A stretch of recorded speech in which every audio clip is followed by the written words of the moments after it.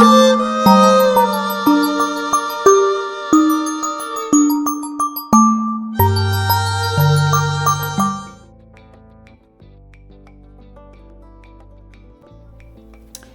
everybody, welcome to Athena Virtuous channel. This is Athena and I am with you today recording this video with regards to the full moon in Sagittarius, as you see on the screen here, as I'm pointing out to the full moon in Sagittarius, which is happening today, June the 11th. I'm actually recording today's video on the 11th, this part of the video, in fact, because I have done the astro predictions for all zodiac signs already yesterday on June the 10th.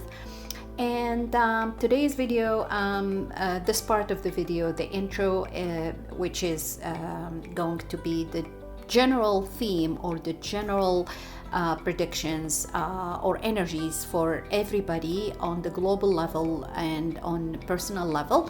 I'm recording it after I've done the signs yesterday. It took me too much time. It's going to be too long, so I am going to split it based off elements, which means I'm going to do water together, air signs together, earth signs together, and fire signs together. But before that, once again, as I'm recording today's video on the 11th, the time now on the clock in front of me is 11:55 a.m.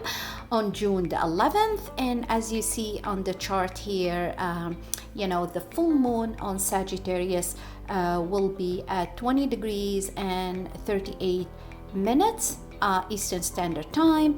But before I speak about the general theme and the general energies, I just want to share with you what's 1155 angel number indicative of. Okay, so 1155 or angel number 1155 is a message of significant change and growth in your life. It encourages you to embrace transformation, step outside your comfort zone, and expect the unexpected. This number is a reminder to let you go of old patterns. Okay, the south node is in Virgo. That's past life patterns or old patterns which no longer serves you and serves your soul purpose. Okay, and embrace new opportunities. Okay, embrace new opportunities as Jupiter enter into exaltation sign and the north node in Pisces. Okay, and that is what is for your highest good. Okay, now number 11 on its own represents spiritual alignment, new beginning, okay, and self-confidence. This is all representation of Jupiter. And remember, on June the 24th, we will have a Jupiter Cazimi, when Jupiter is going to be in exact conjunction with the sun at 3 degrees. Okay, and take note of number 3. I'm going to show you in the chart later, because when I was recording one of the signs yesterday, I saw 3:33 on the clock, and I'm going to speak about it. I can't remember which sign exactly. I believe it's an air sign. I believe it's Libra, if I'm not mistaken. But when you see the signs, you'll hear me talking about 333. Okay, and what does 333 or angel number 333 mean? But okay, let me just continue about the 1155. Now, as I said, this is indication of number 11. Now 55 on its own represents adaptability, change, and personal freedom, urging you to step into your personal power. Okay, now when you add up 1155 numbers, so when you add 1 plus 1 plus 5 plus 5, it comes up to number 3. Once again, number 3. And you see, guys, when we talk about astrology and when we talk about spiritual ascension and spiritual awakening, you can't make it up. You just can't make it up. You see how much or how many times I repeated number 3, okay? The Kazemi between the Sun and Jupiter is going to be at, once again, at 3 degree. No, sorry, this is not the chart. Let me just show you. This is the chart of, this is the chart of June 24th, when the Sun and Jupiter come into exact degree, exact conjunction in the sign of Cancer, where Jupiter is exalted, and you see number 3. And then also, if I go back, talking about adding 1155 together, and this is what numerology is, spiritual awakening, spiritual ascension, we get number 3. So number 3 is a representation of creativity and creative expression, helping you find a new pathway forward during time of change, okay? And we are, guys, going through time of change, okay? By July, by sometime in July, these major outer planets all are changing, like, that's it, changing, like, all of them, okay? Because we will have Uranus going to enter into Gemini July the 7th. So before the end of July, technically all major outer planets already changed signs. So Pluto already entered into Aquarius, okay? And as you see in the chart, number 3, okay? Literally on June the 11th.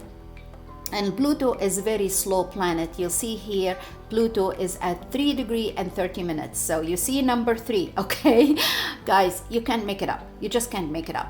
On June 24th, as I showed you in the in the chart here, Jupiter already entered into Cancer, and June 24th we will have Kazemi, which is Jupiter rebirth, or Jupiter is reborn, and is very, very strong, and will form an exact conjunction with the Sun at 3 degrees as well, okay? And you see 3 degrees and 21 minutes. If you add 21 minutes, we get number 3 as well, okay? You just can't make it up, guys. And then also, if I go back, as I mentioned earlier, okay, Saturn and Neptune already changed signs and moved out from Pisces and entered into Aries. These are another outer planets changing signs. And then July the 7th, we have Uranus going to enter into Gemini, another outer planet. And when I say outer planet, I mean it takes too long. Now, Jupiter does take 12 months to 13 months, but if we talk about Pluto, Neptune, and Uranus, these planets stay in a sign for 7 to 13 years. And actually, Pluto is going to be in Aquarius for the next 20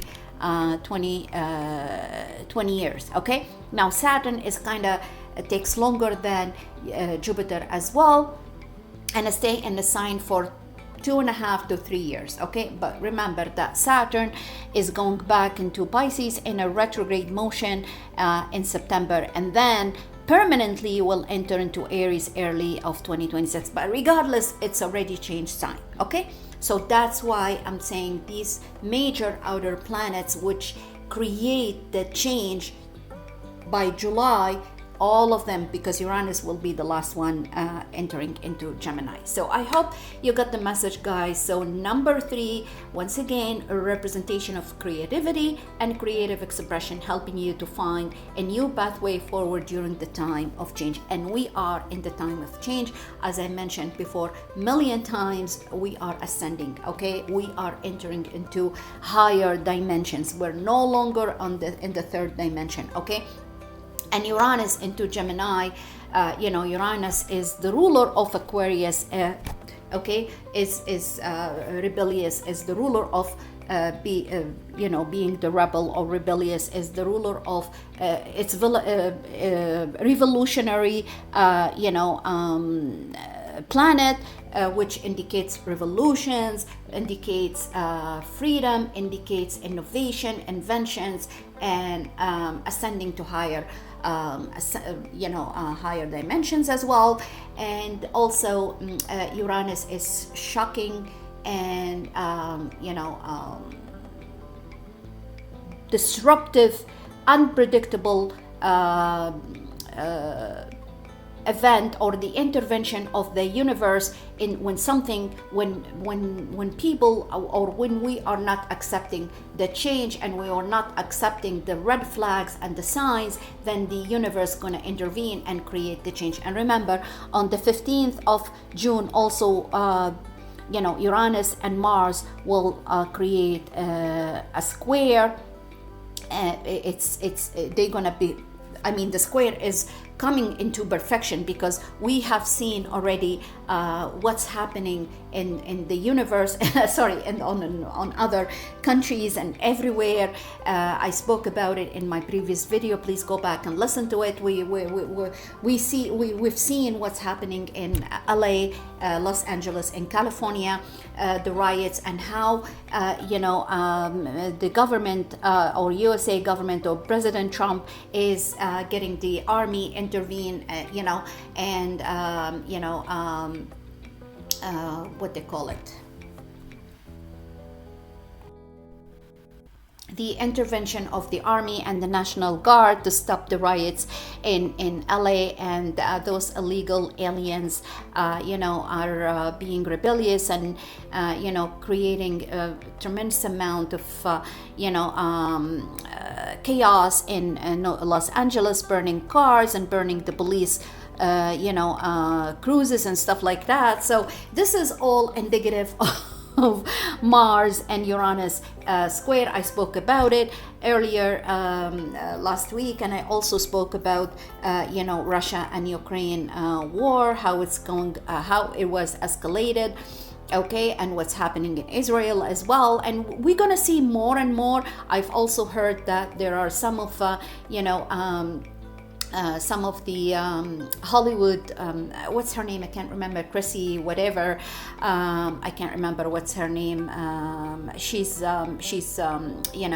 arranging for a big, huge, protest or riot again, I guess, on June the 14th. So if you've watched this channel and if you've heard me, or if you're in the States, be careful, stay away from those riots, stay away from this chaos, okay? Because I see the use of weapons and see altercation and physical bloody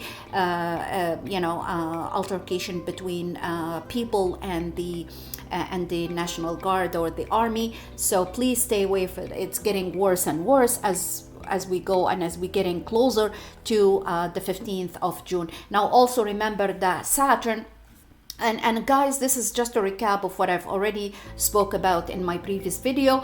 Once again, Saturn and Jupiter square is actually better and better, because Jupiter is going to get away from this square, but it's going to be it's going to come to perfection on June the 15th. We are still in the energy is still building up, so we don't know what might happen. Once again, this is unpredictable with the involvement of Uranus. And yet, remember guys, now once again, this is the chart of June the 11th, but I'm just giving you a recap about the squares. This is not the exact square, but you can see here, Saturn and Neptune are in a precipice to make the square is coming to perfection, okay, on June the 15th, as you see here. Okay, Saturn, Neptune squares, Jupiter at 1 degree and 15 minutes, and this is where it comes to exact degree and exact minutes. Okay, and also Uranus and Mars are forming a square or coming into perfection on June the 15th at 28 and 54 minutes, 28 degree and 54 minutes. And as you see here, also Lilith is in a position to Venus. Lilith is in Scorpio, and I spoke about this when I did the prediction for the signs, and also Venus, as you see in the chart here, she's forming a square with Pluto. Pluto is actually already retrograde in Aquarius at 3 degrees. Yeah, so the square between Venus and Pluto have already formed, but this is just a recap and a reminder. Now let me just go back to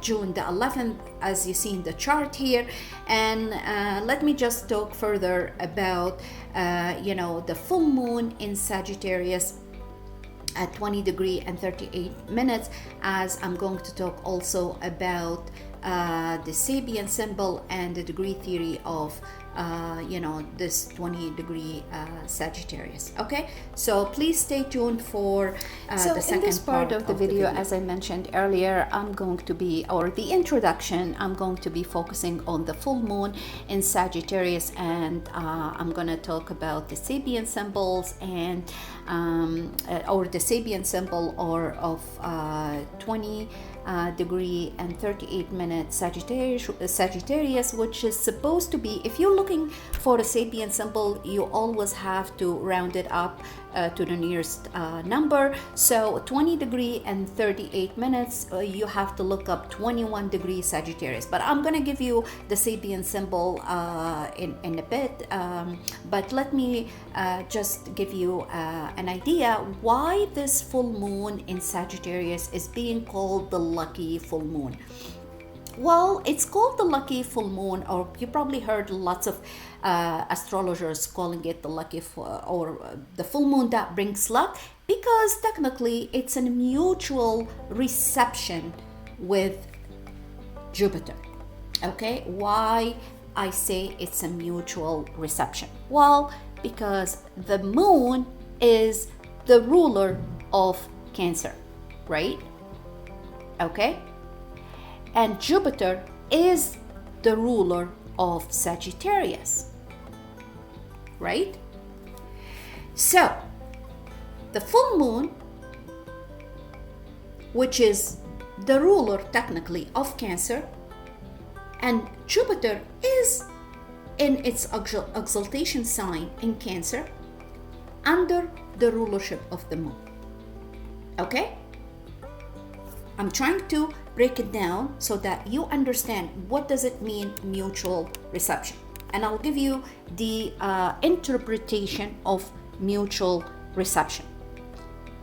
Okay, and the moon is in Sagittarius under the rulership of Jupiter, which is technically in Cancer.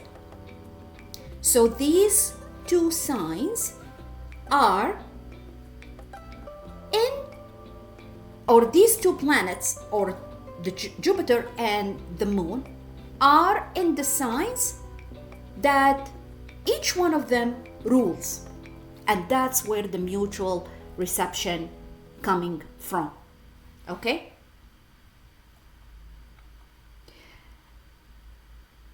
and why it is, or it is going to bring luck. This full moon brings luck and fortune when you actually feel as though you're very close to give up. Comes Jupiter and tells you, because the full moon basically is ending or reaching a culmination or reaching the peak, and the moon is all about your senses, your emotions, your feelings, and so on and so forth. Okay, the moon also is where you feel secure. It's a representation, and where you wanna be or have your own private life. Okay, have privacy basically, and where you feel secure. Okay, your shelter, your home. That's a representation of the moon. The moon is a representation of the mother, right? Remember I mentioned that, where you feel secure in your mother's arm, and the mother is, or you are being nourished, nurtured and cared for and loved by your mother, right? You're being breastfed, okay, and nurtured by your mom as a baby, and your mother is your teacher. Jupiter, on the other hand, is the representation of the father. Okay, and remember, Jupiter was lucky and when he was saved by his mother from his father Cronus, and that's why he likes to be in the sign of Cancer, because the sign of Cancer, which is ruled by the moon, is a representation of the mother. Okay, so he feels secure, he feels safe, he feels he is going to be nourished, nurtured, cared, and loved. Okay, so you see the mutual reception where it's coming from.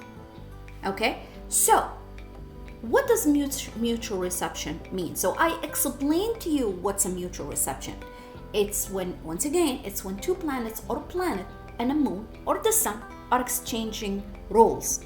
So there is cooperation here between the moon and Jupiter. The moon is in the sign that's ruled by Jupiter, and Jupiter is in the sign that's ruled by the moon. Okay, so there is a exchange of roles, of responsibilities, there is cooperation, there is harmony. Okay, so both are in agreement and supporting one another in terms of roles sharing, meaning special connection and a potential for harmonious cooperation between the planets involved. Exactly. This is also interpreted as strengthening the native's ability to navigate challenges and overcome difficulties or doubts or feeling of insecurities or feeling that you want to give up. With the presence of Jupiter, you are optimistic and hopeful. That's what Jupiter instilled within us. Okay, we feel optimistic, we feel something is changing, something big is coming. Okay, we feel very optimistic.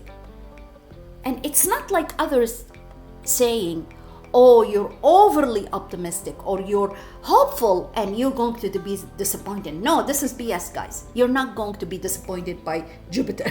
You're just not. Okay, now unless there is a planet in your chart that's forming a square, okay, or some sort of, technically a square. Even if it's an opposition, I'm not worried about an opposition. I'm more concerned if there is a square with a Jupiter in your natal chart. So let's say you have a planet, okay, let's say natally, not in a transit, because a transit, it's going to change, okay, because these planets, especially Jupiter, is faster, okay, but let's say natally you have Mars in Aries or Mars in Libra. I'm just giving you an example, okay, or even in Capricorn, forming an opposition with the Jupiter, okay, or because if it's in Capricorn, it's going to be forming an opposition. If it's in Aries or Libra, it's going to be forming a square. I'm talking about Mars, I'm talking about Uranus, I'm talking about Pluto, okay? So these are, or even like, I wouldn't be worried about Venus and Jupiter square, but I would worry about a malefic, or Saturn, okay? Saturn also, a malefic planet that forms a square with Jupiter. Then that's what I am going to be concerned. Then that's going to be kind of obstacle or a challenge, in Jupiter's way to make or to bring the abundance in your chart. But other than that, I wouldn't be worried about anything. Okay, so once again, Jupiter is not going to cause any harm or hurt to you unless there's another planet in your own natal chart is challenging or squaring with Jupiter. Okay, so Jupiter will help you or make you capable of navigating challenges and overcome difficulties during the transit periods, affecting those signs and those houses, affecting your sign and the house where you have Jupiter. Okay, so it's literally an energy of give and take, reciprocation, reciprocity between the moon and Jupiter. That's what the mutual reception. Okay, this is the type of relationship. Okay, the relationship where there is harmonious reciprocity between the planets, okay, involved. So I hope I explained to you what a mutual reception is. Okay, so now let's get into what does the full moon in Sagittarius mean, and what's this degree mean itself. So the 20 degree of the full moon in Sagittarius, okay, so it's so the full moon is at 20 degrees Sagittarius. Okay, so now I am just going to talk about the degree theory itself. And because remember, I spoke about the degree theory before, and each degree has a symbolic meaning. Now we're not talking about the Sabian symbol, we're talking about the degree theory. The 20 degree Sagittarius is a Scorpio degree. It's a scorpionic energy. So this full moon in Sagittarius at 20 degree, now forget about the 38 minutes. Degree theory is, we're talking about the degree, we're not talking about the minute. Okay? The 20 degree is a Scorpio degree. Why we say Scorpio degree? If you count, Aries is degree number 1, 2, 3, 4. So remember, Cancer is number 4. Gemini is number 3. We're talking about the degrees now, okay? So Cancer represents degree 4. So if you have, let's say in your natal chart, if your sun is at 4 degree, then you have Cancer qualities. If you, in your natal chart, you are a Sagittarius and your sun is at 20 degree, you carry with you Scorpio qualities. Okay, now we go through around the zodiac signs.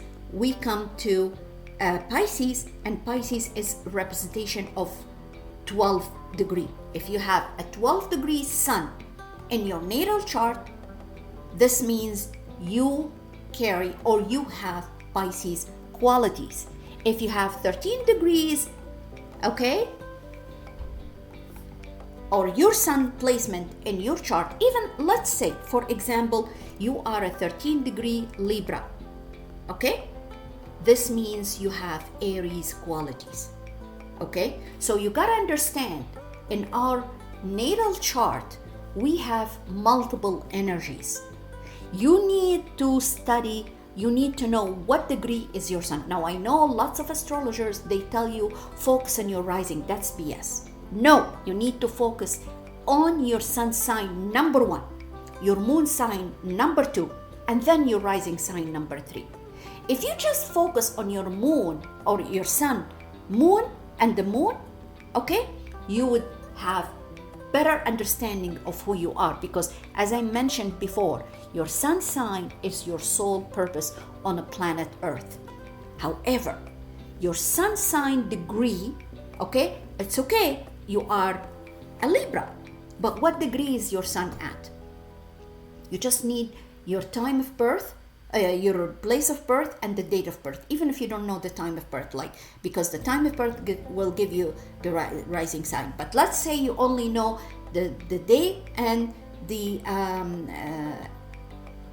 place of birth. So you are born, for example, on the 29th of September 2007. Okay, so you know you are a Libra.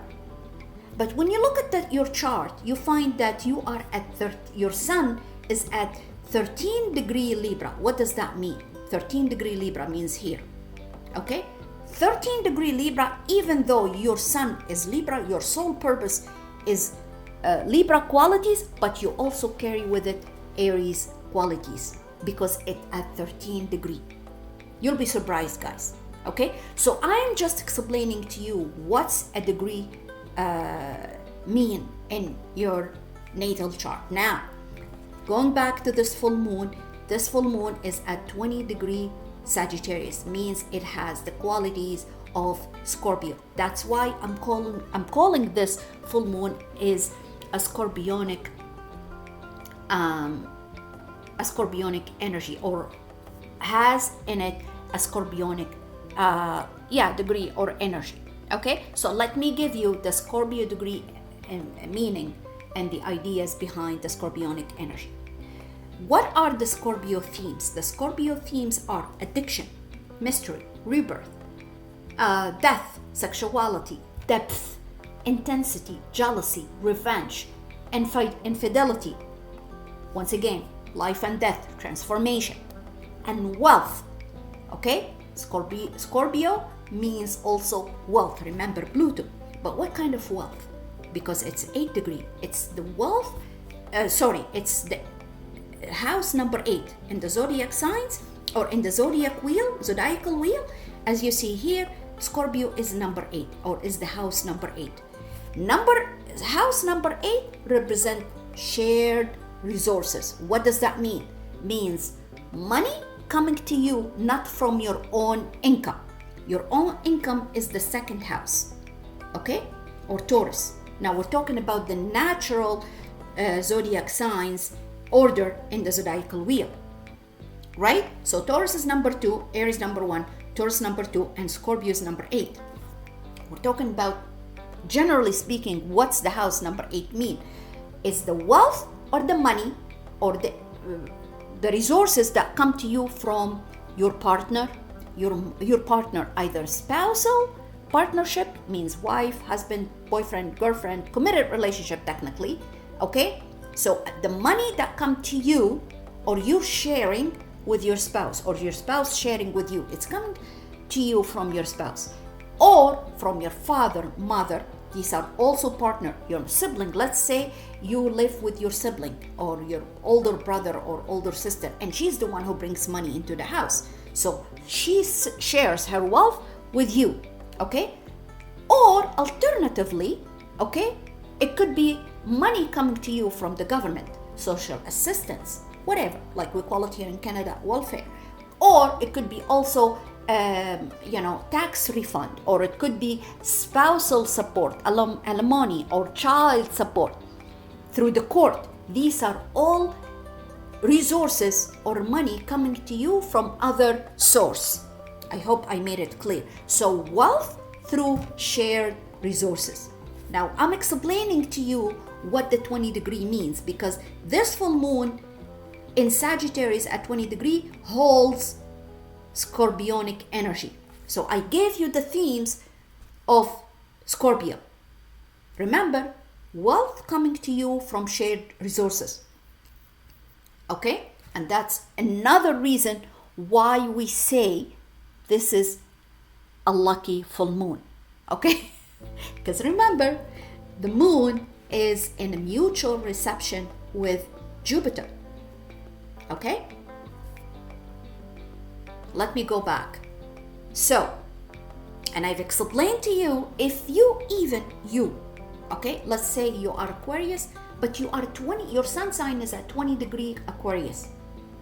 This means you have Scorpionic traits or qualities.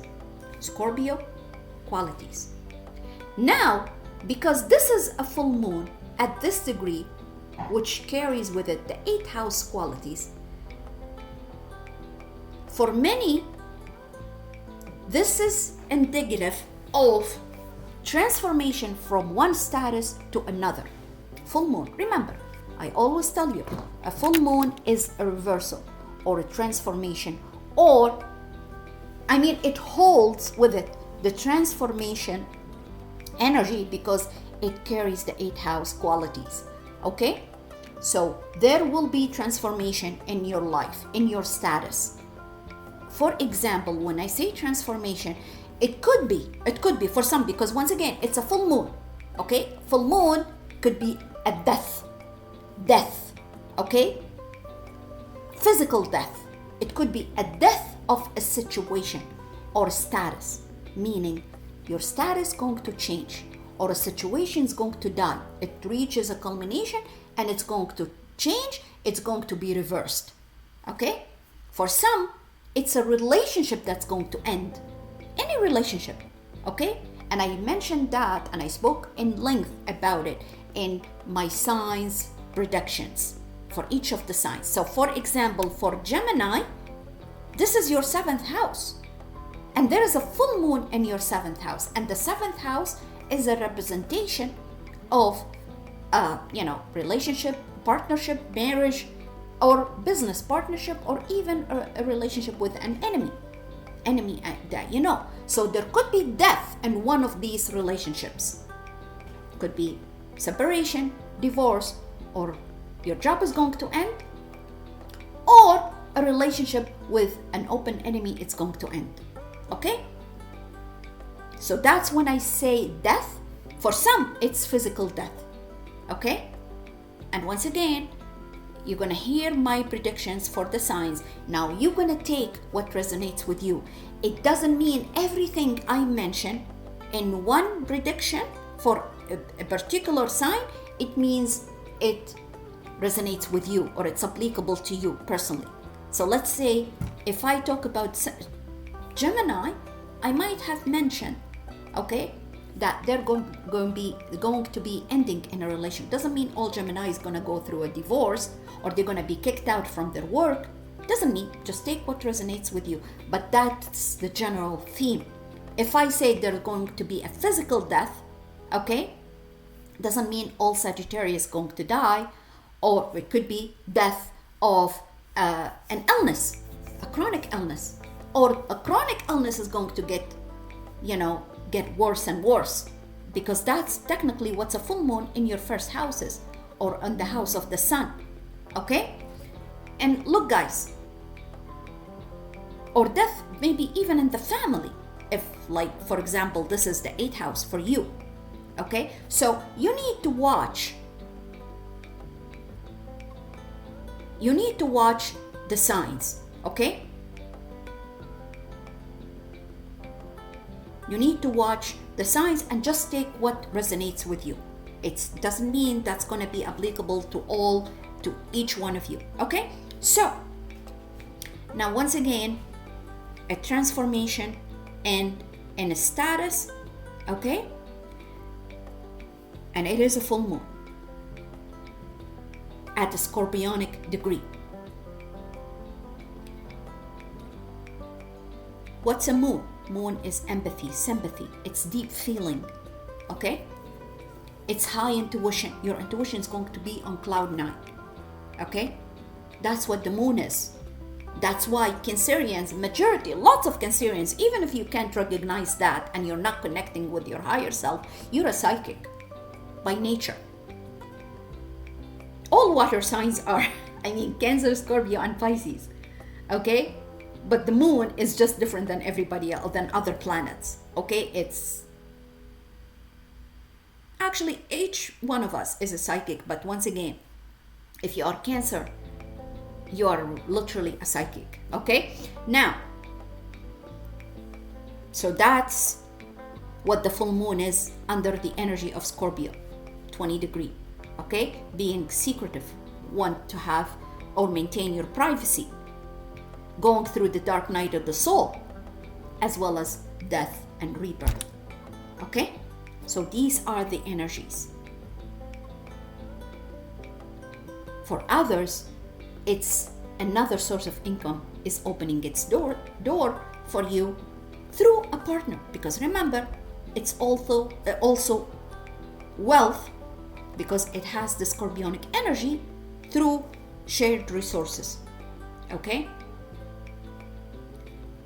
For others, it could be ending of that source of income, because it's the 2nd house, for example, for Scorpio. And I mentioned that in each, and please don't take this as it should resonate with everything I say, resonate with one sign, okay? But yeah, I have seen that for some Scorpios, this is going to be end of an income coming to you from your own job. But once again, it's a mutual reception between the moon and Sagittarius, and Jupiter, which means it's ending one or closing one door in order to open another door, which is way much better than this door, okay? But this has to end first in order for the other door to open up for you, okay? This door, because once again, the moon and Jupiter are in a mutual reception. There is something going to end come to culmination, order for something better, more fulfilling, okay, more prosperous, more abundant, that's coming your way. Okay, so yeah, that's what I'm trying to explain to you. And also it could be, if this is, if this is technically,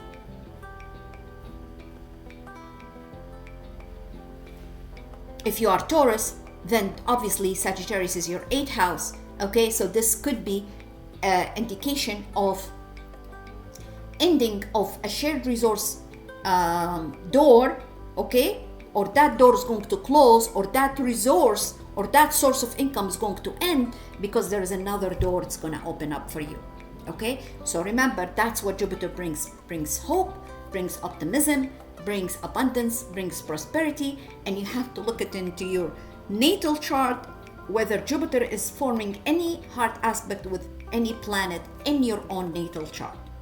Okay, so that's what I'm trying to say when I explain to you the degree theory. And I'm sorry it took too long, okay, but I hope you understood what does the degree theory of 20 degree Sagittarius mean. As I said, it carries with it the scorpionic energy. Now let's get into the Sabian symbol and the meaning of 20 degree and 38 minutes Sagittarius. Now once again, when we are trying to explain or have an interpretation of the Sabian symbol or the spiritual meaning of the degree, we have to round it up to the nearest number, meaning it's a 20 degree and 38 minutes, then we will need to read the 21 degree Sagittarius. Now, just a reminder, the Sabian symbol is different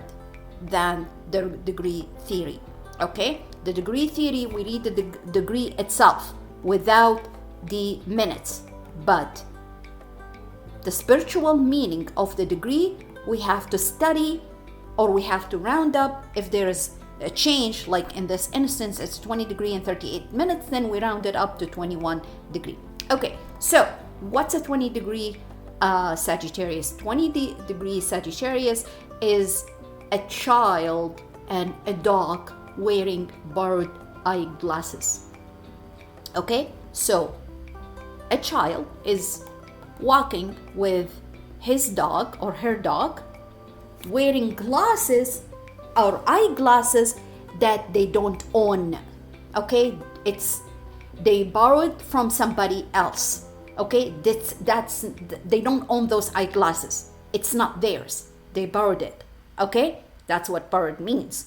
I guess you know what I'm trying to say. So it's not actually their own glasses or eyeglasses.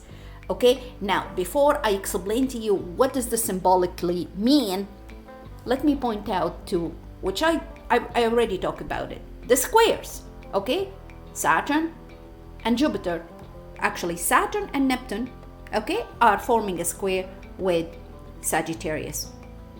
And I have spoken in length in my previous video what does Saturn and Neptune conjunction mean and squaring Sagittarius. Jupiter. When I say Sagittarius, guys, if I am accidentally said Sagittarius, I'm talking about Jupiter, okay? Because Jupiter is the ruler of Sagittarius. But anyways, and also we have Uranus squaring Mars. We have also Lilith, as you see in the chart here at 8 degrees, is forming an opposition in Scorpio, opposing Venus in Taurus. And Venus is forming a square. See, Venus on June the 11th, which is today, as I'm recording this introduction, at 5 degrees. So Venus is actually in separation now with Pluto, but yeah, it's not exact, reached that exact, square a couple of days ago or maybe yesterday, but today on the 11th she's in separations, so the energy is dissipating, so getting away from Pluto. Okay, it's less and less, day after day it's going to get lessened, so it's not going to be as intense as, for example, yesterday or the day before, or even last week when the energy was building up. Okay, but this square between Saturn, Neptune, and Jupiter is forming up, it's building up, and Mercury as well, okay? If the energy is building up, the energy is getting worse and worse. Uranus and Mars, also the energy of the square is getting or building up, okay? Now, on top of that, we have what else? We have, obviously, it's a full moon, so obviously the moon is in opposition to the sun in opposite signs, Sagittarius and Gemini. So remember, all this energy is building up, okay? And if we just focus on these, because I want to share something with you, and hopefully this is not going to take too much time, but I want to explain something something in psychology and in neuroscience is called self-illusion or ego illusion, okay? And why I want to share this with you, because technically that's what Neptune is doing in the sign of Aries, the sign of the self, the sign of the ego, the sign of your identity, me, I am who I am, okay? In conjunction with Saturn, then there's in the sign of your identity, in the sign of the ego, it's creating what's called in neuroscience as self-illusion or ego illusion. But let me just read what's the Sabian symbol 21 degrees Sagittarius means, so you can have better understanding of what I'm trying to share with you. A child and a dog wearing borrowed eyeglasses. And I really don't want to read the entire, symbolic or spiritual meaning, but let me just give you a little bit of, explanation. This symbol implies the ability or the necessity of indulging in playing, pretending. Underline the word pretending, okay? Or make it bold, pretending. And make believe as an escape or indulgence in fantasy, in the illusion, in a fantasy land, okay? Play and fantasy are very important and can lighten up one's life. And playing with pets, dogs especially, like friends, dog is a representation of a friend, a loyal friend, okay? Someone who's loyal to you, because dogs are loyal to you, right? Can be great fun. Sometimes it pictures a situation of people pretending to be something that they are not. Okay? People are pretending, and I said put a line, underline the word pretending. So people are pretending of something pretentious, pretending something that they are not actually are, that doesn't represent who they really are. Remember, they borrowed eyeglasses, and this is the energy of, it's like the energy of being secretive, hiding something, showing something that doesn't symbolize who you really are, okay? Emulation leading to actualization. The rewards in make believe, pets, dog, obedience, training, dress-ups, perceptions of each other, glasses, prescriptions, deliberately fooling others. That's exactly what's leading to deliberately fooling others with false impressions. The blind leading the blind. Listen to this carefully. The blind leading the blind. Meaning, you're following others who are actually fooling you. So you are blind and leading another blind. Do you understand? Okay? So you are blindly following another blind person who's actually pretending or showing or are not showing who they really are or truly are. Okay? So the blind leading the blind, not seeing people for who they really or truly are. Goofing around too much, not growing up. Lies. As simple as that. Lies. Okay? Not being honest. Being dishonest, betrayal, deception. Okay? I don't know. That's what it is in a nutshell. False accusation, lies. Once again, we go back to what I want to share with you about the ego illusion or the self illusion. Neptune. Neptune represents of illusion. Something has no boundary, has no shape. Dreams, imagination, okay, fantasy land, la la land. No shape. But Saturn is trying to shape it up, put a shape, put boundary around it. Remember, I gave you an example. Neptune is a representation of water. Okay? Water has no shape unless you put it in a vase. When you put it in a vase, which is Saturn, or a glass, it's going to have a shape. The shape of a vase, the shape of a glass. So, what's happening now to Aries, particularly, okay, is either idealizing something or imagining something that doesn't really exist. Okay? We all do that, not necessarily Aries. We all have that self-illusion or ego illusion. But because Neptune now is in the sign of the self, my identity, who really I am, the sign of the ego, that's what Aries is, the sign of I am. Okay? The self. There's too much ego illusion going on. Self-illusion. According to Sam Harris, you can look up Sam Harris, and I'm going to try to put the name on the screen. He's a neuroscientist and an author of The End of Faith. Okay? An illusion is a subjective experience. That's not what it seems. Illusions are experiences in the mind, but they are not out there in nature. Rather, they are events generated by the brain. And that's what Neptune is doing right now. Now, depending on where Aries placement and related to you,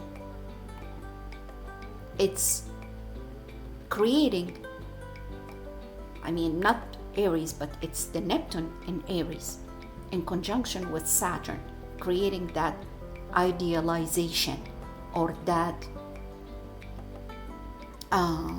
illusion, self-illusion. You can look it up, guys, once again, and I'm gonna put the neuroscientist's name on the screen, so you can look up his book if you want, or you can read the book. It's very interesting. Okay, the book is called The End of Faith. Okay. Then Sam Harris went on and said, when we judge others, we consider them responsible for their actions. Then he gave examples of people committed unethical behavior or unethical actions, including crimes. Okay? At the end of his book, he concluded, and there was an interview with Sam Harris as well, and he said, that said, the self-illusion is probably an inescapable experience we need for interacting with others and the world. And indeed, we cannot readily abandon or ignore its influence, but we should be skeptical that each of us is the coherent, integrated entity we assume we are. I really, really highly recommend reading The End of Faith book by Sam Harris. Now, another scientist, and he's a cognitive scientist. His name is Bruce Hood. I'm going to put his name on the screen as well. Defines an illusion as an experience of something that's not what it seems. Very similar to Sam Harris. He said a helpful way to understand how the brain creates the illusion of the self is to think about perceptual illusions such as the Kanitsa triangle. And I'm going to show you what a Kanitsa triangle is. Okay? Now, I just want to say, I'm not sure if I pronounced the word correct. Hopefully I did, but if I didn't, forgive me. But the Kanizsa, it's really a representation of another scientist. I can't remember his first name, maybe Gettiano. He's Italian scientist who created this triangle. Hold on a second, let me grab it into the screen so I can show it to you. So you'll see in this chart what's a Kanizsa triangle is. Okay, so these are 3 shapes or 4 shapes. There's no actual triangle in between. Okay, you usually see these Kanizsa like if you do a cognitive test to test your how detail oriented or how analytical you are, or like pay attention to details, you probably go through these kind of shapes. Okay, so let me just read for you what's a Kanizsa triangle. Okay, and this is once again the illustration of the Kanizsa triangle. In this illusion we see a triangle. Okay, there is no triangle in reality, but your brain, your illusion creates this triangle that links these shapes together. Okay, so you see here a triangle, here a triangle, here a triangle, and then you connect or link these shapes together and you create a triangle. Okay, even though no triangle has been drawn. Okay, but you can, or your illusion, your mind, imagine that there is a triangle. Due to the surrounding lines and shapes giving the impression of there being a triangle, our brain essentially fills in the gaps. So what's happening here in your brain? You're filling in the gaps. There are no triangle, but you're trying to fill in the gaps between these shapes. So your brain, your imaginary thoughts, once again, link these and create a triangle by filling in the gaps. There's a gap here, there's a gap here, and there's a gap here. Okay, so you're trying to fill in the gap. Bruce Hood states that our sense of a self is similarly a hallucination created through the combination of parts. We perceive the self as a result of different regions in our brain trying to combine our experiences, thoughts, and behaviors into narrative. And in this sense, the self is artificial. So you idealize something that doesn't really exist. It's artificial. And that's what the self-illusion is, the ego illusion. It's not true, it doesn't exist.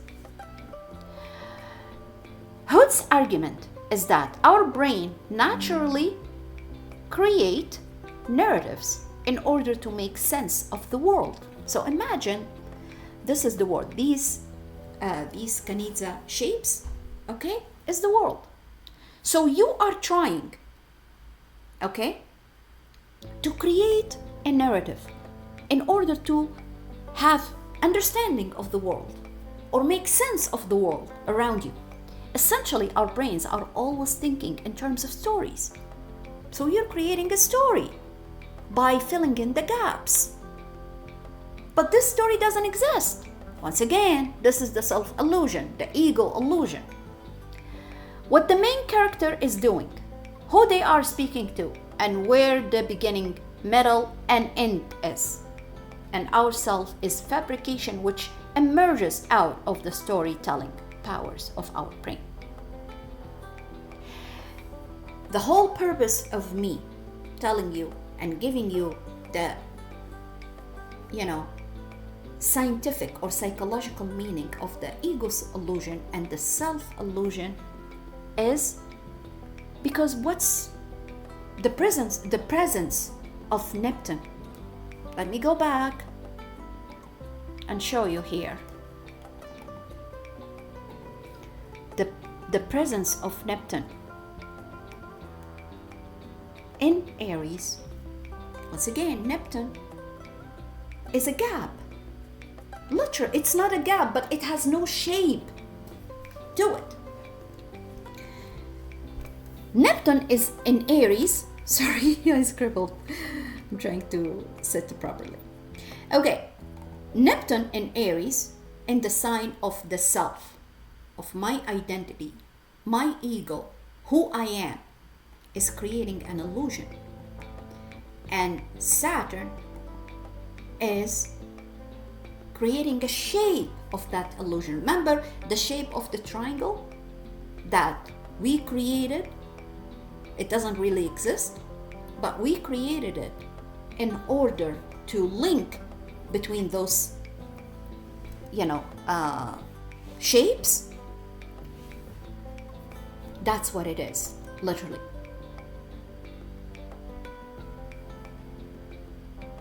Okay? Deception, self-deception, lies. It doesn't exist. Okay? So you need to have a wake-up call. Don't be carried away with this self-illusion, with this Neptune. And unfortunately, Neptune will be in the sign of Aries for the next 7 to 8 years. Oh, sorry, about 13 years actually. Uranus going to be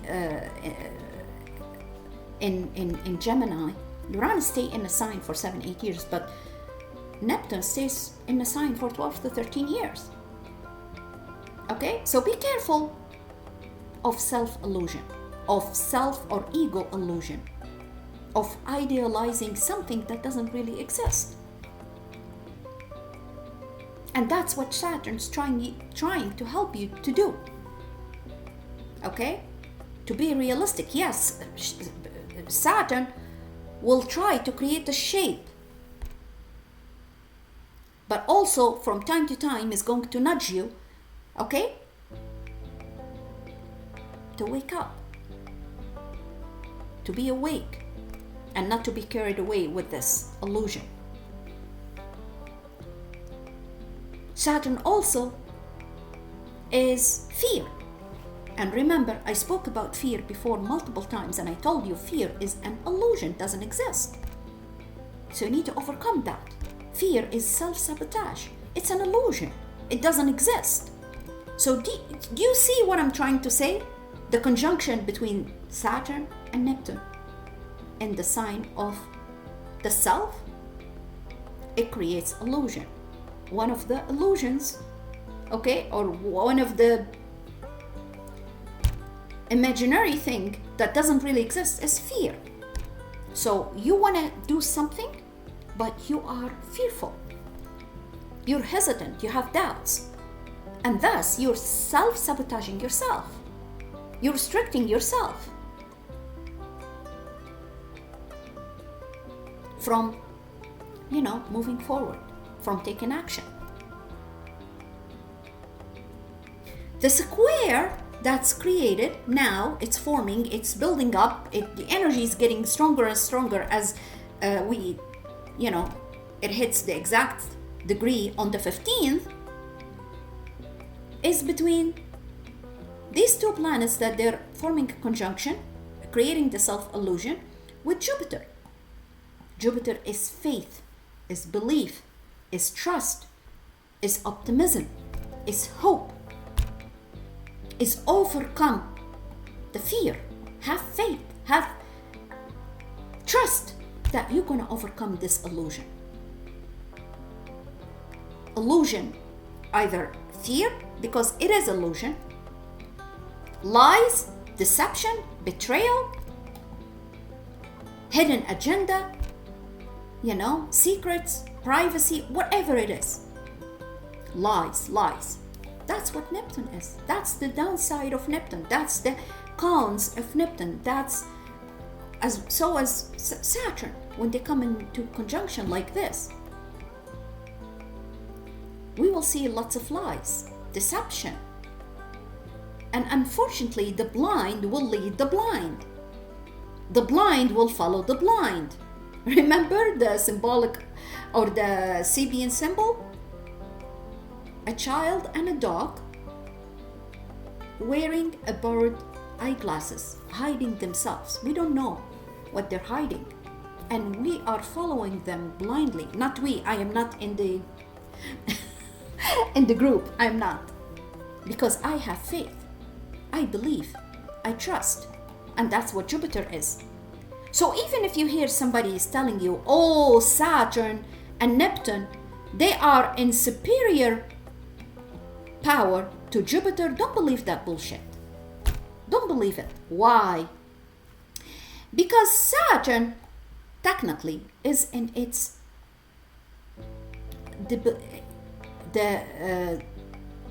debilitation energy, is in detriment. Saturn in Aries in its detriment energy or detriment sign, because remember, Saturn exalted in Libra, in Aries is in detriment. You can also call it either in debilitated, or you can say in fall. It's not really, it's, yeah. But anyways, it's not functioning properly. He's weak. Saturn here is weak. Because he's under the rulership of Mars. Okay? Saturn is under the influence of Mars. So Saturn usually is an older, wise person, okay? Or wise god, right? Cronus, old, have extensive amount of experience, extensive experience in life, right? He's slow. He doesn't do things in an impulsive way or impulsive energy. He's not hasty. He thinks wisely. Versus Mars is impulsive. Wanna involve in a fight, takes decisions without thinking. And Mars is a representation of Aries, a representation of a person who's young, who lacks the experience. So these Mars and Saturn, they are opposing one another in terms of energy, but unfortunately Saturn is under the influence of Mars, embodies Mars energy, so it's being impulsive, it's calling for wars and fights, okay? Want to do things quickly, fast, without thinking. Whereas Jupiter is in its exaltation sign. Jupiter under the sign of the moon, or the sign that's ruled by the moon, the mother, under the sign of Cancer, ruled by the moon. Jupiter is exalted here. Jupiter is very strong. Jupiter here is, the power of Jupiter is being magnified. Okay? He's very strong here. So don't listen if somebody tells you Saturn is superior to Jupiter. In fact, Jupiter is more powerful, is stronger, and Jupiter is going to win and will be successful and will bring abundance and prosperity to everybody. I'm telling you this before I start, talking or showing you what I mentioned in my predictions of each of the zodiac signs. When Jupiter is in his journey in Cancer, and also during the full moon, I'm going to tell you exactly what's going to happen during the full moon. Okay? Because remember, the full moon is ruled by Jupiter. Jupiter is the ruler of Sagittarius. And as I mentioned at the very beginning of the video, there is a mutual reception here. So Jupiter and the moon are stronger. Regardless of the moon, yes, Jupiter and the moon are in mutual reception, but Jupiter here is in its exaltation sign, where he's exalted, where he's more powerful, okay? Stronger. So whatever you're going through now during the square, you can't believe it, there's going to be a 360-degree flip of the situation, because Jupiter is powerful. Jupiter will overcome this illusion, okay? The illusion that Neptune and Saturn are creating under the influence of Mars. These two planets are weak. Neptune also is the higher octave of Venus, and Venus is in domicile in Libra, okay? Neptune here is in the sign that she doesn't feel, or he doesn't feel, Neptune doesn't feel that he has power. Both Jupiter and Saturn actually under the influence of Mars, and Mars is moving fast, now at late degrees in Leo, but then is going to Virgo, and then going to Libra, and then going to Scorpio, and so on and so forth. Okay, so the energy is going to change, the energy of Saturn and Neptune, whereas Jupiter energy is going to be the same, a powerful energy. because he's in its exaltation sign, which is Cancer. Okay, so guys, that's what that's what I'm trying to explain to you. And that's, once again, I hope you got the idea why I said at the very beginning, this full moon will bring luck. Okay, will bring luck to everybody. Pretty much majority of the signs will feel the luck. Now there are a few signs I mentioned, and please watch these signs. Please watch, first of all, your sun sign, your moon sign, then your rising, and then if you have a stellium in any house, you need to watch that house. Okay, so for example, okay, let's say you are Capricorn, which you are opposite of Cancer. Okay, and quite frankly, Jupiter presence here in Cancer is in opposition to Capricorn. So they're going to be opposition, they're going to be conflict, there are going to be triggers and issues. However, if you have a stellium, if you are a Capricorn sun, okay, and you have a stellium in Cancer, then you really need to watch Cancer. I'm just giving you an example. Okay, or if you are a Capricorn with Cancer rising, then you really need to watch Cancer. You need to watch your sun sign, but you also need to watch Cancer. I'm just giving you an example. Let's say you are Aries and you have a stellium, your sun sign is an Aries, and you have a stellium in Cancer, you need to watch Cancer. If you have Cancer rising, then you need to watch Cancer. If you are if your sun sign is in Aries and you have a rising sign in Libra, then you need to watch Libra. And if you have a stellium in Libra, then you also need to watch Libra. So I am just giving you example of what you really need to watch besides your sun sign, okay? But always watch your sun sign first. Always listen to the predictions of an intuitive astrologer like myself, okay? And then watch the sun first, the moon second, and where the stellium is in which house, and you watch your rising as well. Okay guys, I wish you best of luck. Once again, this full moon in Sagittarius will bring luck to pretty much everybody, okay? But you need to watch all these houses that I've just mentioned, okay? And hopefully you're gonna see this video either today or tomorrow the latest. And besides, as I mentioned, I've done a prediction for the signs already for all zodiac signs, but I split them based off element. And then I've done also a brief tarot reading for each of the zodiac signs. I wish you best of luck, and I'll see you in the next one.